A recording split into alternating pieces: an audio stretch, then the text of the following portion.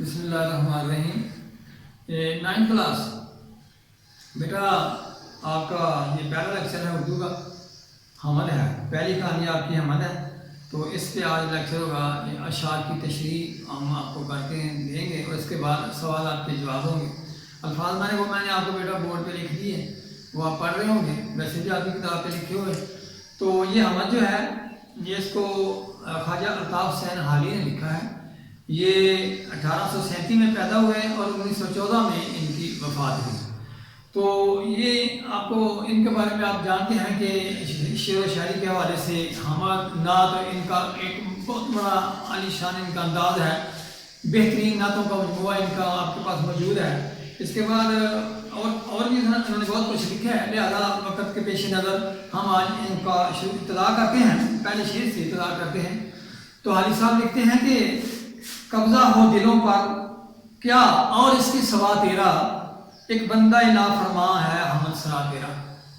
تو علی صاحب اس میں کہتے ہیں کہ اے اللہ تعالیٰ میرے دل پر تیری ہی حکمرانی ہے، اگرچہ میں ایک نہ ماننے والا نافرمان سا بندہ ہوں، ان کے پھر بھی اے اللہ تعالیٰ میں تیری تعریف کرتا ہوں۔ یہ تھا اس کا مفہوم اس شعر کا۔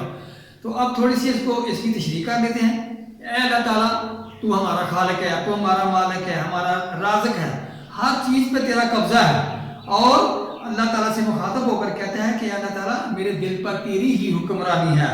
اور اس کا یہ بہت بڑا ثبوت یہ ہے، حکمرانی کا ثبوت یہ ہے کہ میں تیرا حکم ماننے والا ہوں۔ اس کے باوجود اگر مجھ سے کوئی کوتاہی ہو جاتی ہے، کوئی غلطی ہو جاتی ہے، تو اے اللہ تعالیٰ میں تو اس سے ہی معافی مانگتا ہوں، اور تو اس سے ہی میں اپنے گناہ کی کفارہ چاہتا ہوں۔ اے اللہ تعالیٰ انسانوں پر آپ کے بے حد احسانات ہیں، اللہ تعالیٰ ہم آپ کے احسانات کو بلا نہیں سکتے، ہم ان کی تعریف نہیں، ہم ان کو گن نہیں سکتے۔ وَتَعُدُّوا نِعْمَتَ اللَّهِ، اللہ فرماتے ہیں کہ میری نعمتوں کے آپ ان کا شمار نہیں کر سکتے۔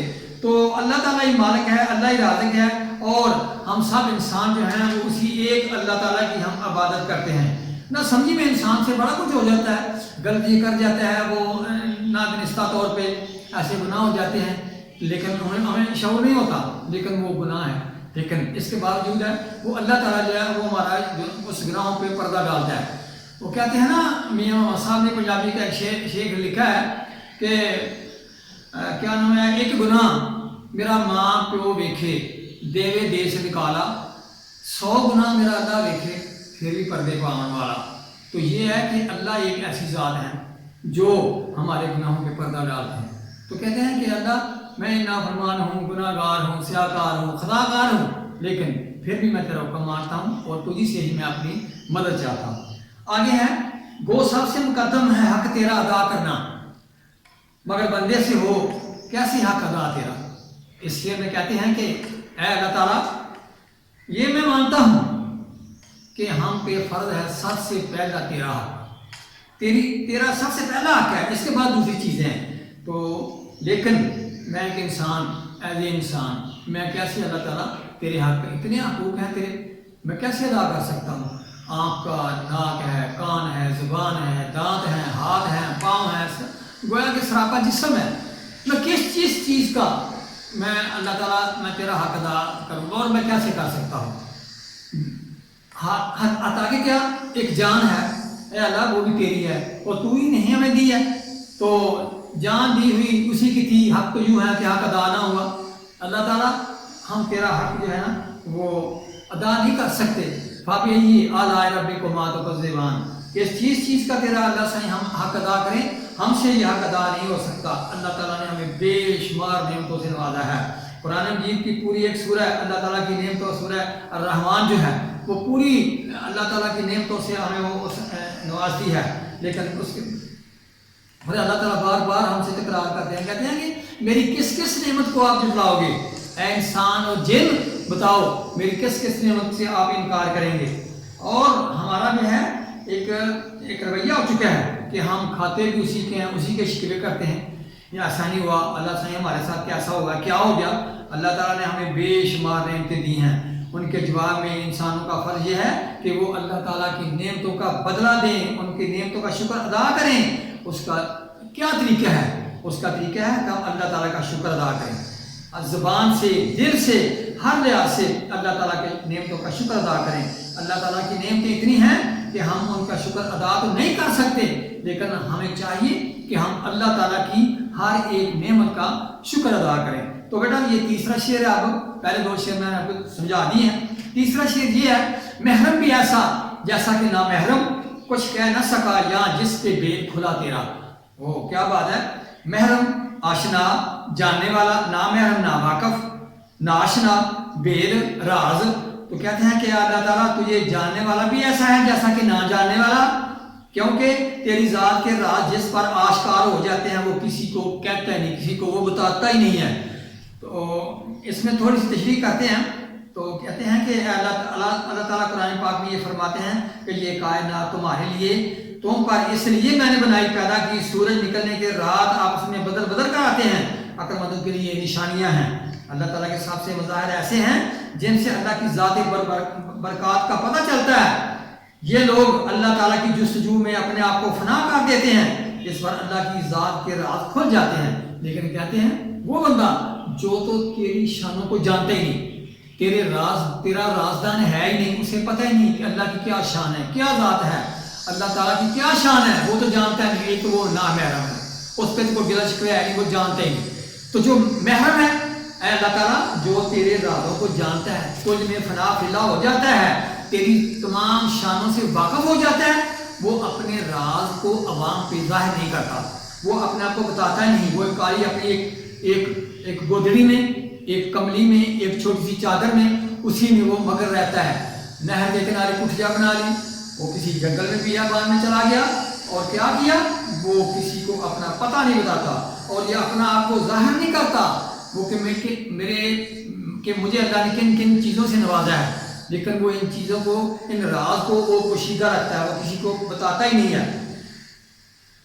کبھی یہاں تجھے ڈھونڈا، کبھی وہاں پہ پہنچانا، تمہاری دید کی خاطر کہاں کہاں میں پہنچا۔ غریب مٹ گئے، پامال ہو گئے، لیکن کسی تلک نہ تیرا آج تک نشان پہنچا۔ وہ یہ صرف اللہ ہی ہے، ہم تو نہیں جانتے نا، تو اس لیے ہم تو نہ واقف ہیں نہ محرم ہیں، ہمیں تو کوئی پتہ ہی نہیں اللہ کی شان کا۔ چوتھا شعر بیٹا، جچتا نہیں نظروں میں یا خلت سلطانی، کملی میں مگر رہتا ہے گلا تیرا۔ جو اس میں الفاظ کے معنی وہ میں نے ویسے تو بورڈ پہ بھی لکھ دی ہیں، اور شعر کے معنی جچتا اچھا نہیں لگتا، یعنی اچھا لگتا، خلت سلطانی بادشاہی کا انعام، بادشاہی لباس، خلت کہتے ہیں لباس کو، اچھے کپڑے، خوبصورت کپڑے، تو وہ کسی کو جچتے ہی نہیں، وہ جو اللہ کے ہو جاتے ہیں ان کو نہیں جچتے۔ اس کے بعد پھر کیا ہے، مشہور ہو جاتا ہے، مصروف ہو جاتا ہے، گدا فقیر۔ تو اب اس کا مفہوم سمجھیں، جو شخص اللہ سے لوگ گا لیتا ہے، اللہ تعالیٰ کا ہو جاتا ہے، اسے دنیا سے کوئی رغبت، کوئی پیار محبت جو ہے وہ باقی نہیں رہتا، کیا ہوتا ہے، وہ صرف اللہ کا ہی ہو جاتا ہے۔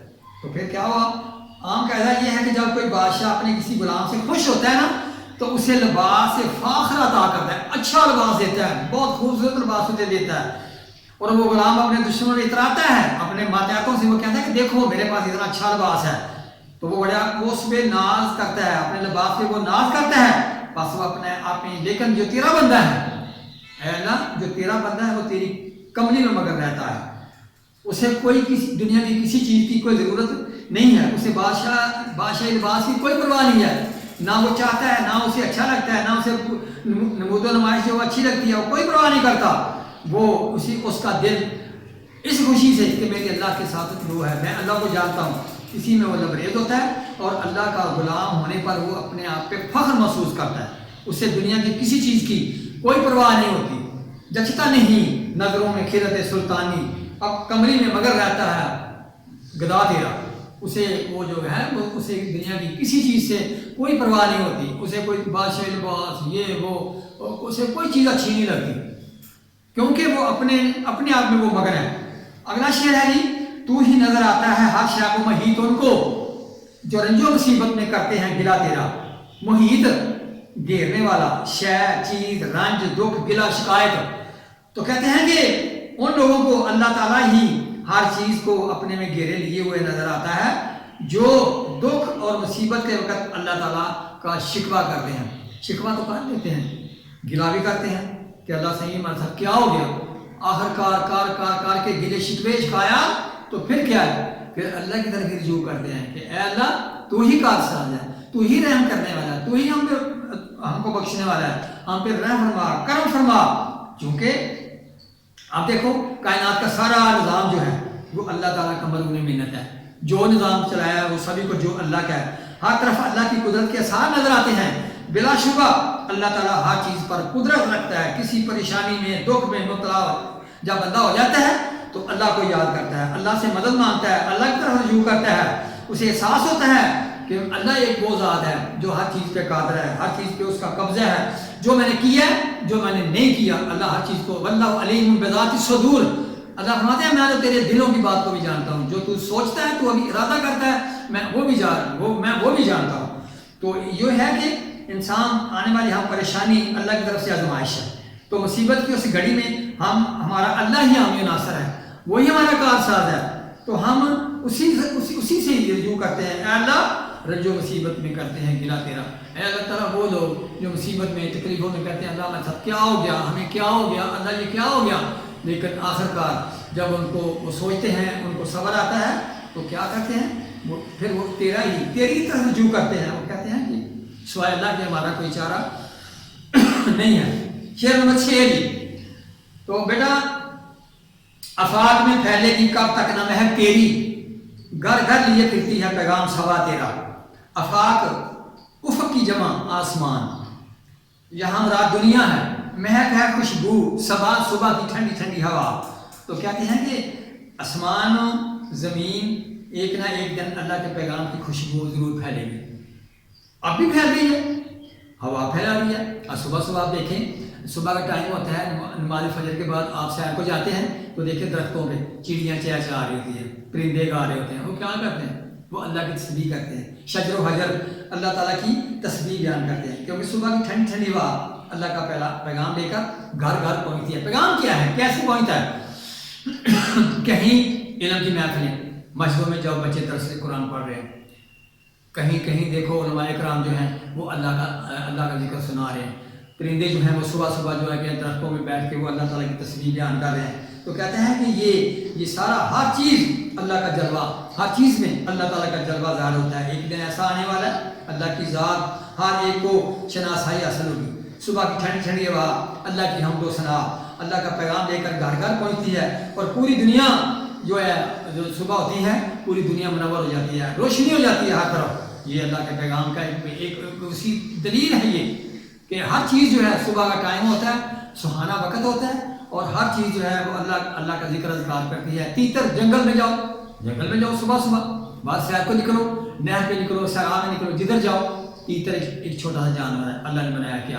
تو وہ کیا بولتا ہے؟ سبحان تیری قدرت. جگہ آپ سنیں اس کو، وہ بھی اللہ کی تعریف بیان کرتا ہے. شجر و حجر جو ہے وہ بیان کرتے ہیں. چڑیاں گا رہی ہوتی ہیں صبح درختوں میں بیٹھ کے، کبھی دیکھو غور کرو تو بھی ان کی بولی سمجھو، تو بھی اللہ کی پاکی بیان کرتے ہیں. تو اگلا شعر ہے جی، ہر بول تیرا دل سے ٹکرا کے گزرتا ہے، کچھ رنگے بیاں حالی ہے سب سے جدا تیرا. اب اپنے آپ سے مخاطب ہے حالی، کہتا ہے کہ یوں تو تیرا ہر بول، ہر تیرا شعر، ہر تیرا مصرع، ہر تیری بات دل پہ اثر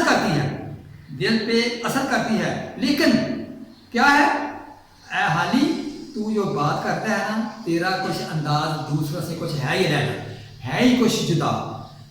کیونکہ وہ کہتا ہے کہ اے حالی تیری ہر چیز جو تو بولتا ہے شعر و شاعری کے ذریعے، عام چیزوں میں جو نثر میں لکھے ہیں آپ نے، حمد لکھی ہے، نعت لکھی ہے، جو تیری مثالیں ہیں، جو تیری کہانیاں ہیں، ان کا بندے کے دل پہ بڑا گہرا اثر ہوتا ہے.